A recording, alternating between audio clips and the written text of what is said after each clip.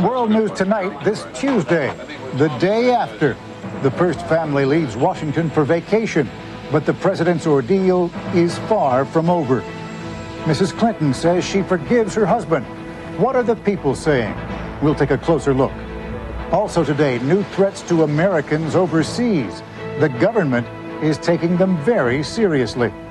And alarming news for millions of older women who take estrogen. It may actually increase the risk of heart disease.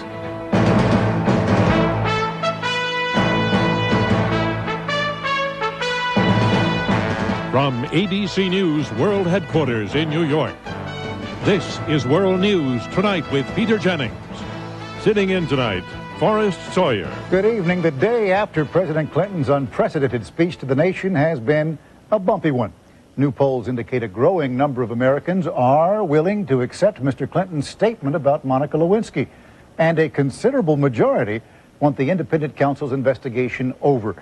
But the president is getting rougher treatment in Congress, including a few calls for his resignation. Through it all, the Clinton family left this afternoon for vacation on Martha's Vineyard, not likely to be a pleasant one. ABC's Sam Donaldson is at the White House. Sam, it felt like this was a day in which reality began to sink in. That's right, Forrest. The undercurrent of strain here at the White House today is impossible to miss. The president placed about a dozen calls to members of Congress asking for their support. And the First Lady issued her first public reaction to the events of the past 48 hours. Her spokeswoman said her love for her husband is compassionate and steadfast. Does she forgive him? Yes, said her spokeswoman, she believes in this marriage. But clearly this is not the best day in Mrs. Clinton's life. And indeed, when the Clinton family left the White House this afternoon for their delayed Martha's Vineyard vacation, she never looked up. He was tight-lipped and unsmiling as they walked with daughter Chelsea between them. At Andrews Air Force Base, as the Clintons boarded Air Force One, observers winced at the body language as she brushed past him in the doorway. But then none of the president's problems appears to have been ended by his speech last night, as he hoped they would be.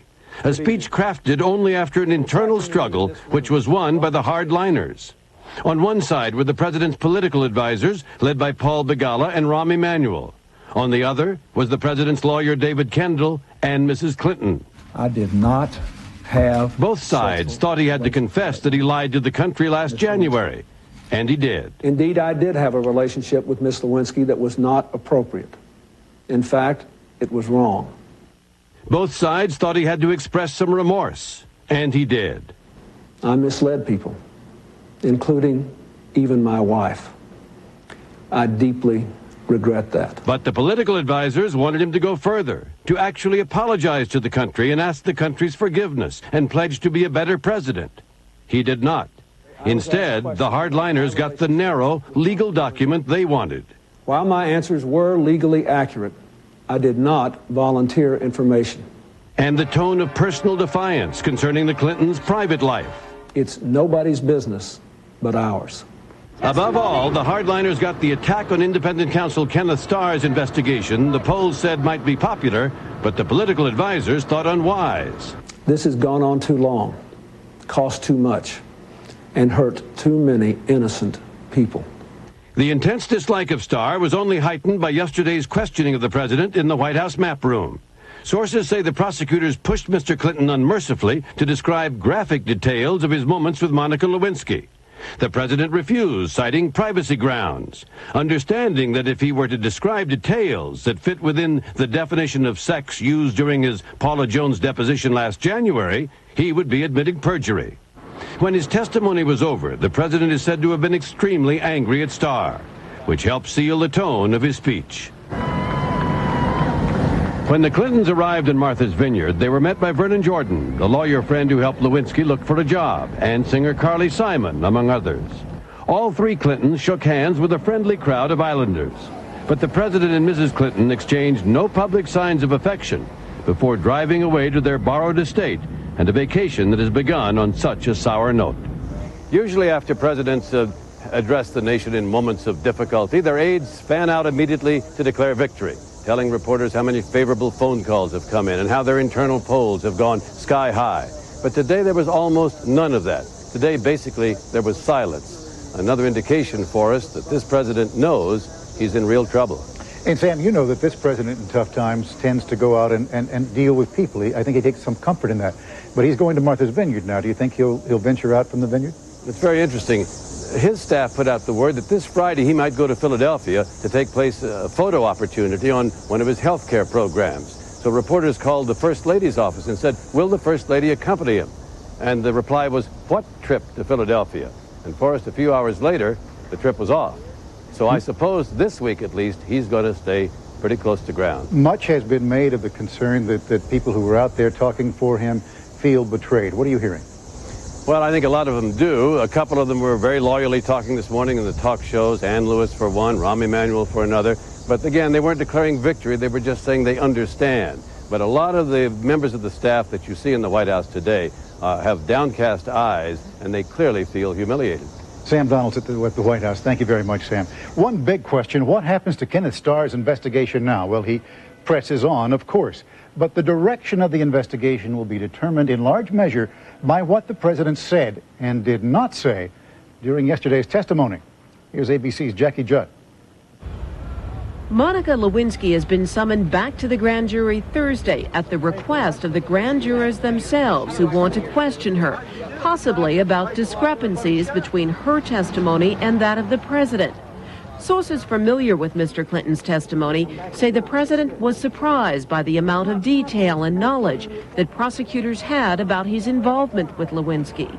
That element of surprise, according to the sources, led the president to frequently confer with lawyer David Kendall. I don't know whether I or the country is going to be more happy to have yesterday behind us. Have a good day. A source tells ABC News that when President Clinton was asked yesterday about issues related to alleged obstruction of justice, he blamed others for actions that prosecutors had viewed as suspicious. Further questioning of the president has not been ruled out. Sources say prosecutors asked Mr. Clinton to extend his testimony yesterday, and he refused. It is not known if Ken Starr is prepared to issue a subpoena and possibly trigger a constitutional crisis. Either way, Mr. Clinton's troubles are not over. Starr's staff is preparing a report that is likely to allege impeachable offenses. The testimony the president gave will become a part of that report and may determine how strong or how weak a case Ken Starr has built. Forrest? ABC's Jackie Judd. Thanks very much, Jackie. Of course, the next big test for Mr. Clinton will likely come when that report reaches Congress, and the strength of the report will help determine the congressional appetite for impeachment hearings. If today is any indication, the going may not be easy for the president. ABC's Cokie Roberts joins us tonight from Capitol Hill. And Cokie, you have been taking the temperature of people on the Hill. What do you hear? The best the president gets from members on the Hill is a tepid, well, now the country should get back to business and let his family deal with this. There is a lot of anger here from both Democrats and Republicans, people furious at his statement last night, seeming to place the blame someplace other than on himself, and some Democrats genuinely upset, saying that they had believed the president, they had taken him at his word, he had looked them, some of them personally, in the eye, and said that this was not true. And now they're questioning not only his credibility, but what they should do about it. You know, Cokie, I think it's almost genetic with members of Congress. When the wind blows, they like to stick their finger up and see how it's blowing. The public opinion is really running in President Clinton's favor so far. Will that affect Congress's thinking? Of course, and the anguish that's going on right now is among the more sober-sided members who are saying, at what point do we have a responsibility to lead public opinion instead of following it? These members are talking about the rule of law. They're suddenly saying, well, this was a 21-year-old intern. We have interns in our offices who were sent here for our safekeeping. They are talking about credibility. They remind us of General Ralston, who was unable to become chairman of the Joint Chiefs of Staff because of an affair with an adult woman while he was separated from his wife. There's a lot of concern going on here about what is their responsibility now to the voters first and then to the country as a whole. All of which says this crisis is far from over. Cokie Roberts on Capitol Hill. Thanks very much, Cokie. Public opinion, absolutely critical. In just a moment, we will take a closer look at how people across America are reacting to the president's address.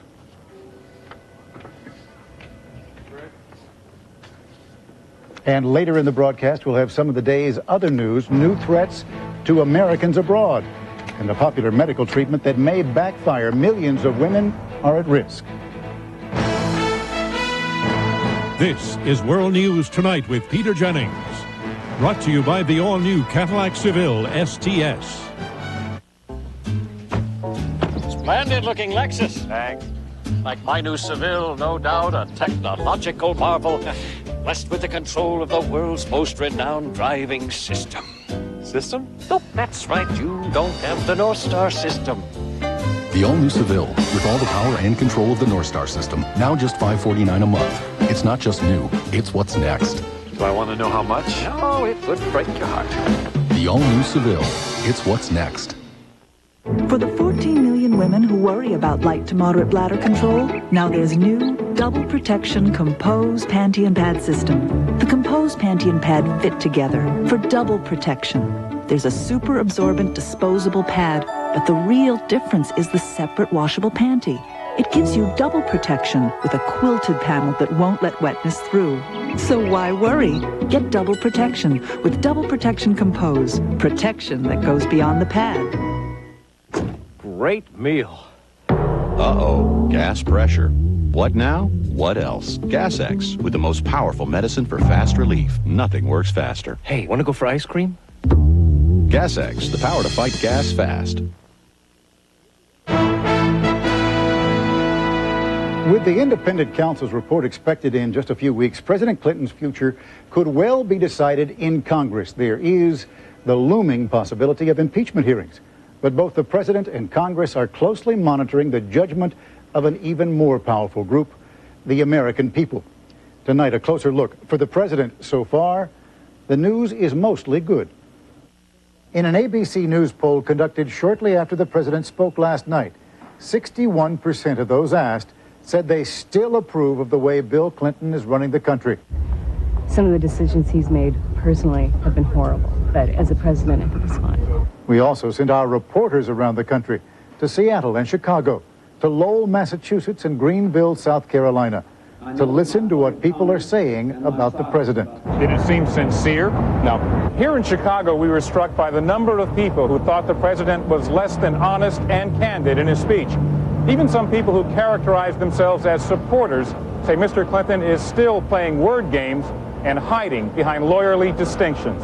But nationally, a large majority in our polls said they were satisfied with the president's explanation of his relationship with Monica Lewinsky.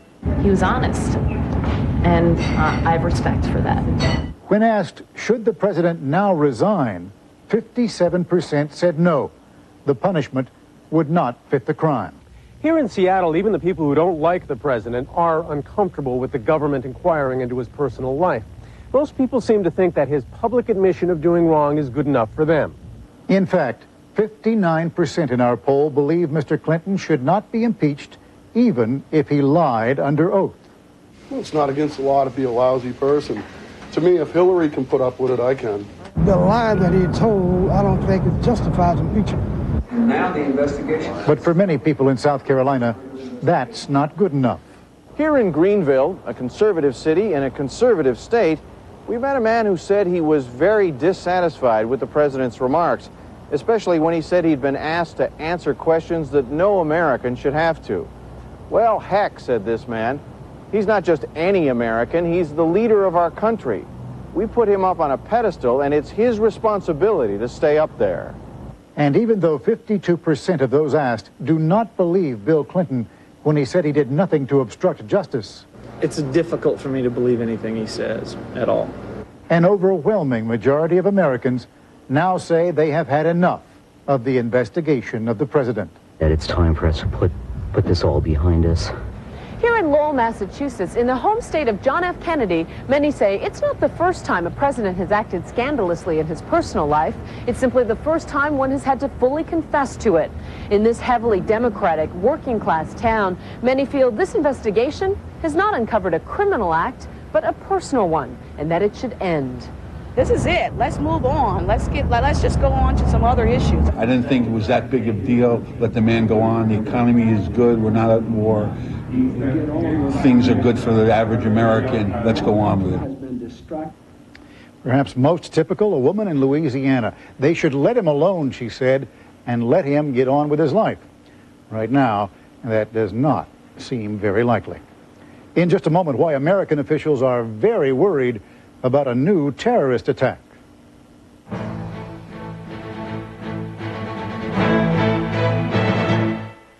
12-hour days, endless nights, no weekends to call their own. This is the stuff young lions are made of. And no headache will limit their imagination. Because this is the Advil generation. The advanced medicine of Advil is freedom from headaches, just like that. Headaches to muscle aches. Advil relieves all kinds of pain. Advil simply lets people do what they love to do. You're not taking that laxative. Maureen. It's got stimulants that may cause cramping. Says who? Says on the label. Don't you know nothing's better than Phillips Milk of Magnesia? All these overnight laxatives have stimulants that may cause cramping. Phillips doesn't. It's the only one that's stimulant-free. And you know Phillips... She never takes a vacation. Phillips, effective relief without harsh stimulants. And also try convenient liquid gels.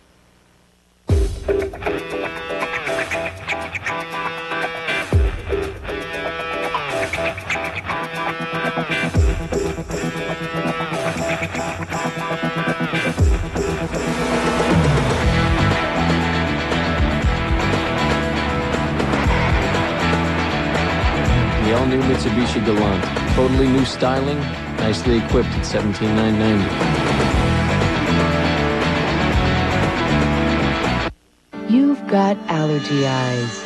Those itchy, watery, irritated eyes you just can't ignore. There are many products out there. Now there's Patanol. It's the prescription eye drop that works in minutes to relieve your itchy allergy eyes for 8 hours. Some people may experience headache, burning, or stinging. Take your contacts out before use. Ask your doctor or call now. Patanol works in minutes, lasts 8 hours. Overseas tonight, Secretary of State Madeleine Albright spent the day in East Africa, meeting with workers at the 2 U.S. embassies in Kenya and Tanzania, attacked by terrorists. In Kenya, she laid a wreath at the bomb site and promised to try to get money from Congress for Kenyan victims and their families. Also today, there are some new threats against American embassies. The most serious situation in Pakistan. Here's ABC's John McWethy. More than 200 Americans, diplomats, and their families left Pakistan today after U.S. officials received threats of a terrorist attack aimed at U.S. targets there.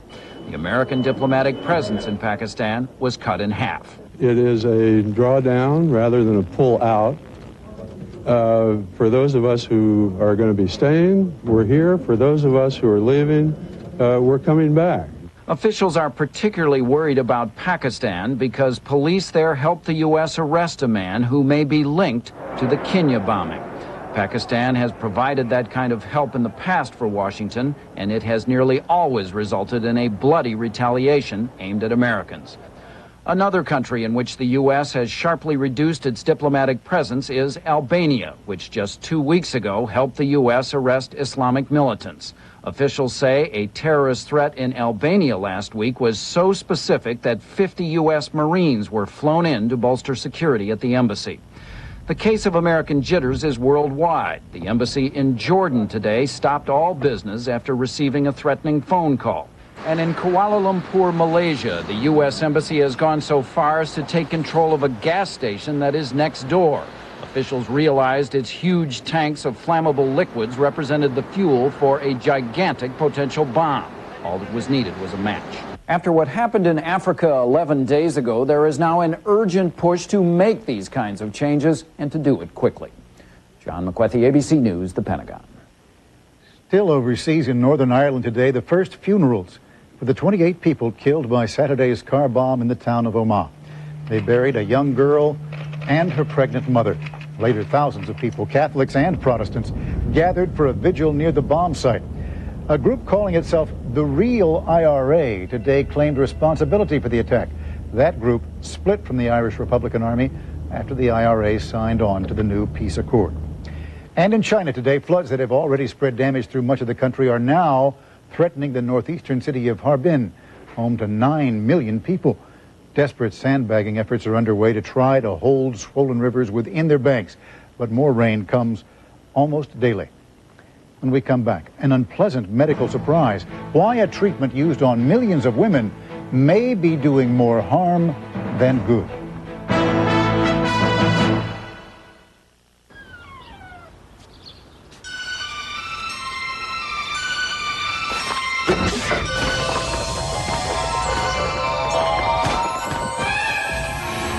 When your allergies are a nightmare, you need help. Not just any help.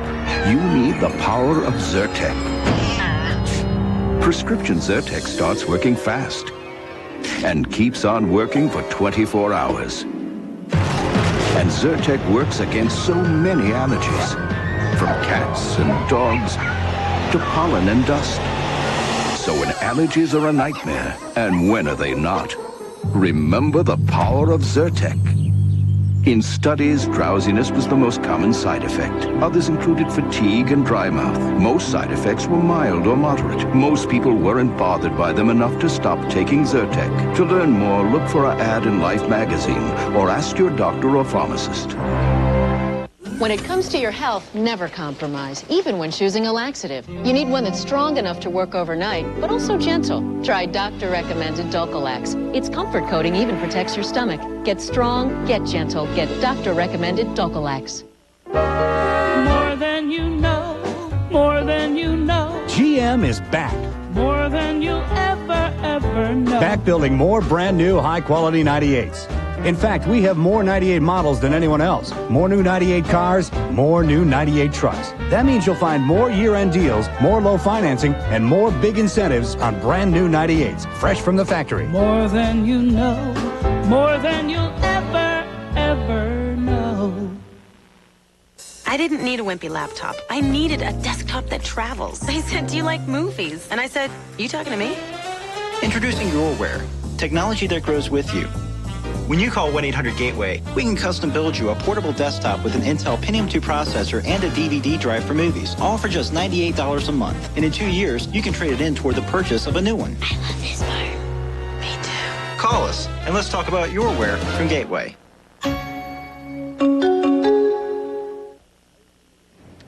Important medical news tonight. A major note of caution today for older women about the hormone estrogen. More than 20 million women use doses of estrogen to blunt the symptoms of menopause. It's also supposed to strengthen bones, guard against Alzheimer's, and help prevent heart disease, which is why a study in tomorrow's Journal of the American Medical Association is stirring controversy. ABC's Ned Potter explains. Everyone had thought estrogen was the great protector, cutting heart disease in women after menopause by up to 50%. But the new study makes a mess of the accepted wisdom. Doctors followed 2,700 women with existing heart disease for 4 years. They found that women who began taking hormones actually had more heart attacks in the first year than women who took a placebo.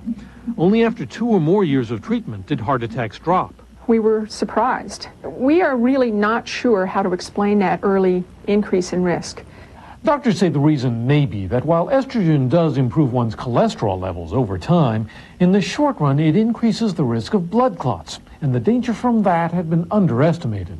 For elderly women who have serious heart disease, the benefits may not outweigh the risks, especially in the early time. If you think doctors were surprised, think about the test patients, such as Mary Rose of suburban Baltimore. She had a bypass operation 15 years ago and thought estrogen would help. I could have been one of those women that had the heart attack in the very first year. The study's authors say women with heart problems who already take estrogen should stick with it because the risk is already past. But if they're not taking it yet, they probably should not start. Ned Potter, ABC News, New York.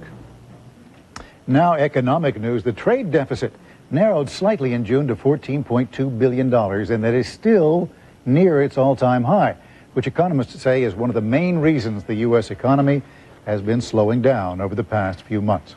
Wall Street today, the Dow Jones Industrials gained nearly 140 points to close at 87.14. On the NASDAQ market, stocks up 37 points. We'll be back in a moment with a last word, trying the impossible again and again and again.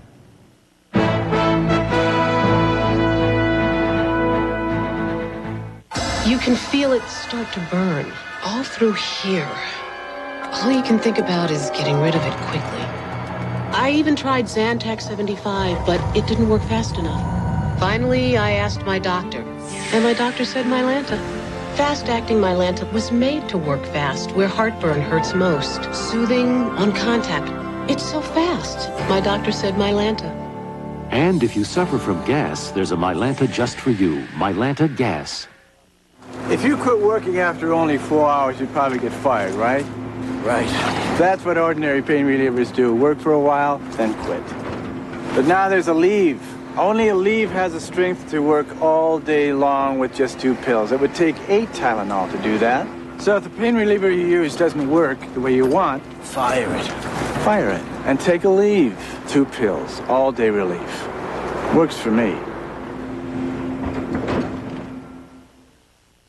Man, this gray hair makes me look old. Then do what I did. Get rid of it. You were gray? I never knew that. No one can tell you use the remarkable hair coloring called Just for Men. Simply shampoo in, then rinse. In only 5 minutes, this unique Just for Men formula blends away the gray, actually matches your gray to your real color. Even I can't tell what used to be gray. Thanks. Just for Men. Looks so natural, even friends can't tell. Maximum Bob has intrigue. Gentlemen, don't move. You're in danger of being whacked. Dancing tips. Sleep together. Come and see me tomorrow. And mermaids. She's a man. Well, slap me silly. The New York Post says, prepare to laugh your you-know-what off. Beau Bridges, all new Maximum Bob. ABC tonight. Our last word tonight is about pushing the limits. In San Diego today, Karen Thorndike became the first American woman to sail around the world all alone. She left San Diego Harbor 2 years and 2 weeks ago on her 36-foot sloop, Amelia. She rounded the 5 Great Capes, survived 30-foot waves, and has even been rescued at sea. Now, we've been watching closely these past few days as yet another adventurer, American Steve Fossett, failed in his 4th attempt to circle the world in a balloon. A lot of people have been wondering why he keeps on trying. Well, Karen Thorndike knows today. It's just because it's there. That is our report on World News Tonight. Later on Nightline, the inside story on how the president's speech came together and the fallout among his closest advisors. I'm Forrest Sawyer. For all of us here at ABC News, have a good night.